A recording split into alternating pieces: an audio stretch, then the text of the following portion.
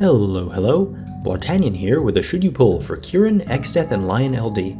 I'll be discussing the characters' upgrades and sharing my thoughts on their value, and I'll do it all in less than 4 minutes because that's how long this royalty-free music lasts. Before we begin, be sure to hit that like button, hit the subscribe button if you haven't already, both really help support the channel, and leave a comment down below your thoughts on these guys. I'd like to hear from you.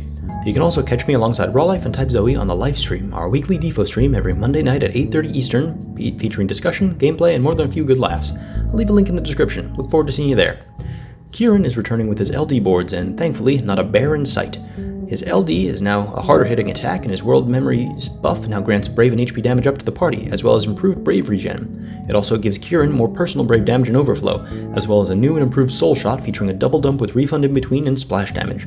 Ciaran continues to be one of the purest all robots in the game, offering tons of free stats to the party while bringing respectable personal damage and battery. He's a perfect character to amp your favorites and make them be their best selves, though you may already have units who can help in this department like Queen, Rosa, or even Barrett.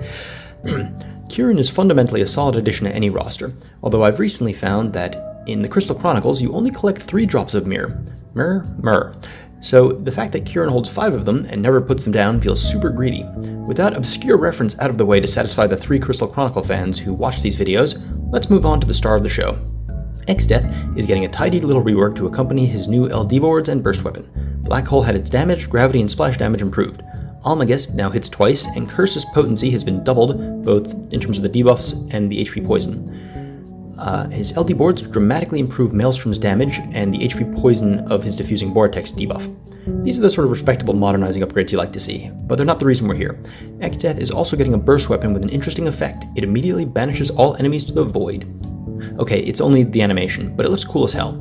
The actual burst effect triggers on every turn, ally or enemy. It batteries the party and damages enemies based on Exdeath's attack stat.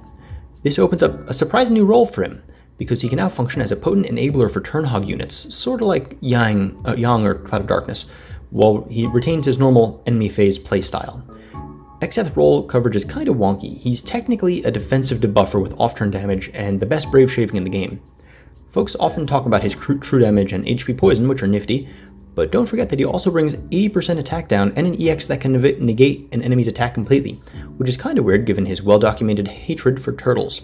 I don't think Exdeath is a necessity for every roster, but much like the void he lusts after, he's fun, unique, and powerful. Lion has also snuck into this video with a new LD, and it is loaded. In addition to the requisite big attack, it grants a buff called Bully, which is either problematic behavior or the weirdest Teddy Roosevelt reference I've ever seen. It gives strong offensive stats, including HP and crit damage up. It also turns her base skills into their upgraded hide versions at all times, and gets rid of her whole backstab mechanic, she doesn't want to be targeted thing. She just always deals weakness damage now. Lastly, it triggers a follow-up attack that hits surprisingly hard and dispels 1 buff from the target. I bet a lot of folks are planning to skip Lion, and I understand that with Lithuania Plus right around the corner. But I think there's a lot of value in a non-elemental damage dealer who brings weakness damage, a critical damage modifier, and a good follow-up attack. I know she's sneaky, but don't let her sneak past without a thought. You might even find her LD is positively a bully. Jesus, that sounded a lot better in my head. I'm sorry, you deserve better than that. But I'm probably going to go for Lion because I like Lady Pirates, and apparently her dad's name is Gilgamesh, so like that's on brand. Ah, fuck.